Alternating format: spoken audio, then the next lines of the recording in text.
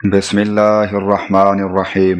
حضرت ابو الدرداء رضی اللہ عنہ نبی اکرم صلی اللہ علیہ وآلہ وسلم کا یہ فرمان نقل کرتے ہیں، جو بھی بندہ 100 مرتبہ لا الہ الا اللہ پڑھ لیتا ہے تو جب قیامت کے دن اللہ تعالیٰ اسے زندہ کرے گا تو اس شخص کا چہرہ 14ویں رات کے چاند کی مانند ہوگا، اور اس دن میں کسی بھی شخص کا کوئی ایسا عمل اوپر نہیں لے جایا جاتا جس کا عمل اس شخص کے عمل سے فضیلت رکھتا ہو، البتہ اس شخص کا معاملہ مختلف ہوگا جس نے اس شخص کی مانند اس کلمے کو پڑھا ہو یا اس سے زیادہ مرتبہ پڑھا ہو۔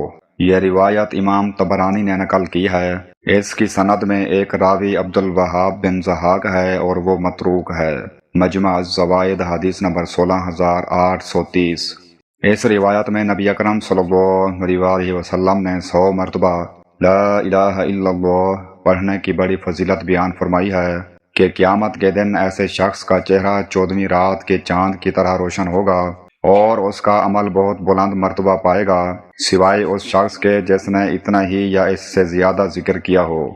اس روایت کی سند میں عبد الوہاب بن ضحاک نامی راوی موجود ہے جو متروک انتہائی ضعیف ہے، اس لیے یہ روایت سند کے اعتبار سے قابل اعتماد نہیں ہے۔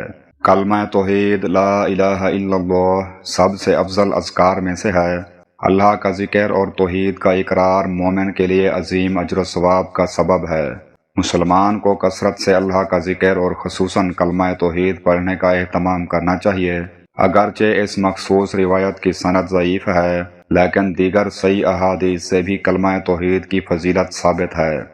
حضرت ابو ہریرہ رضی اللہ عنہ سے روایت ہے، انہوں نے کہا کہ حضرت صلی اللہ علیہ وآلہ وسلم نے فرمایا، 2 کلمے ایسے ہیں جو اللہ تبارک و تعالیٰ کو بہت ہی پسند ہیں، جو زبان پر ہلکے ہیں اور قیامت کے دن اعمال کے ترازو میں بوجھل اور باوزن ہوں گے۔